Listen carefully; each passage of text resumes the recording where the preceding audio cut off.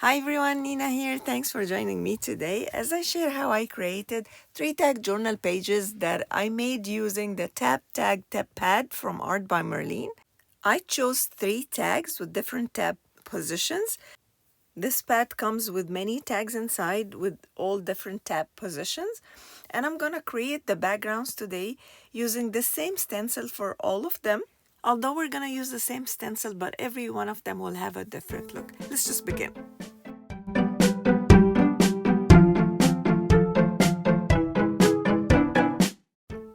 For the first technique, we're going to seal the tag page with gesso, or you can also use your sealer, but it's just the same thing. We're gonna use a dry brush and we're gonna just apply our gesso or whatever primer you have that you can seal your page, so we can move on to the next steps. Don't forget that all the materials and the tools that I'm going to be using today are gonna be linked down in the description if you want to check any of them. So here I just finished sealing the first tag and I'm going to leave it to dry and we're gonna move into the next tag. For the next tag, I'm gonna start by spraying some of my Dylusion inks. I'm gonna use this lime color with the blue color. I'm gonna leave the exact names of the colors down below in the description. I'm just gonna spray randomly, nothing specific, and then I'm gonna spray with the water. This is going to help both the colors blend together, creating the first layer. For the second layer, I sprayed the inks on my glass mat, and again I sprayed with water. Then I smooshed my tag over it to create this beautiful second layer. I recently got this set of brushes. They're blending brushes. They're so good.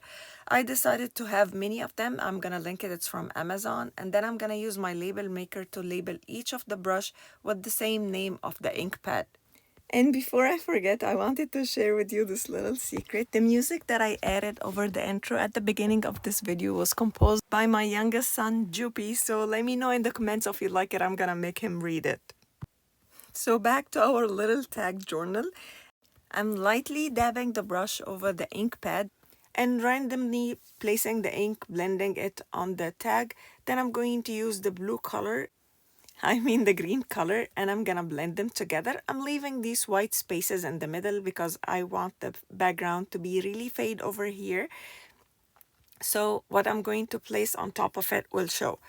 Now I'm bringing the stencil that we're gonna use for all the tags, and then I'm placing it on my tag page, and then I'm blending again with the same ink pads that I used, same colors, but I'm gonna press a little harder. Not too much, but a little more. So this is gonna create the pattern of the stencil over my page, leaving this beautiful effect. I left the middle part empty. See how beautiful this thing is? See how beautiful the blue is blending with the green? So, so beautiful.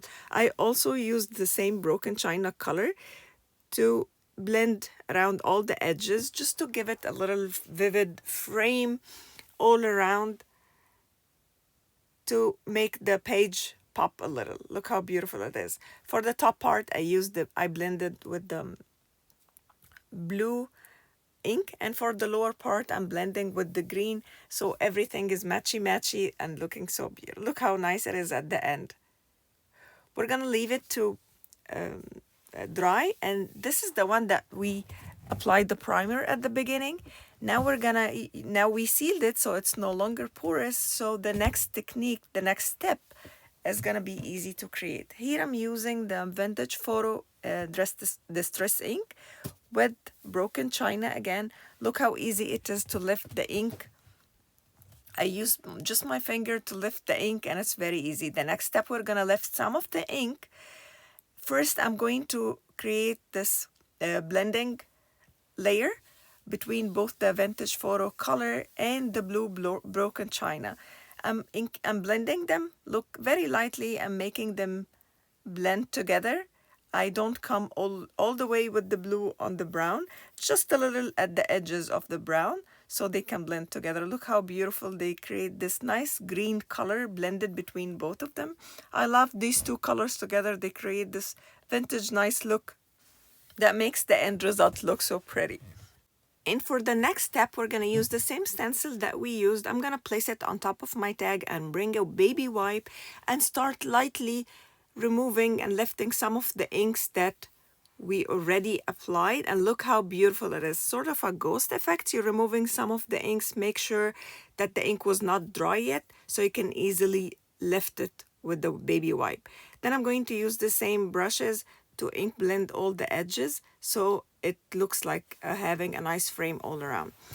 Now the one that we used the dilution inks for is now dry. I'm going to bring, so this is our third technique. I'm going to bring my embossing paste and place the same stencil over the tag, and then I'm going to apply the paste that is gonna fill inside the stencil, leaving this beautiful design of the stencil over our tag, showing it just only the paste areas will be white, and the other colors that we already used, the dilution ink colors, are gonna show through between the beautiful designs of the stencil.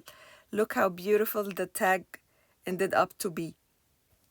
Here are the three tags side by side using the same stencil, but look, every one of them has a different look. This is the one where we ink blended with the stencil over the fade layer. And this is the one that we use the embossing paste. Look how raised the texture is. And the last one is the one that we lift the ink with having a ghost effect with the baby wipe. My next step would usually be stamping with these rubber stamps, but I thought I'll just leave it because the texture is so beautiful ready as is.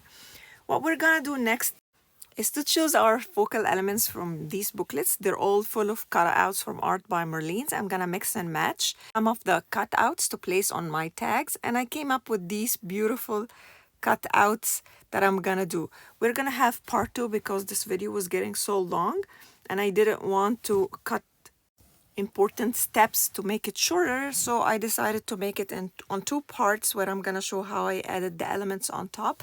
But look at these beautiful colors that I'm gonna match really nice with my background. Here is a look again at all the 3 backgrounds and how they turned out to be. I had so much fun creating these backgrounds with you guys today. Thank you so much for watching, and I will see you all next time. Stay tuned for part 2. I have so many videos coming up with 2 hauls, so don't forget to like and subscribe so you can get all my videos. See you next time. Bye!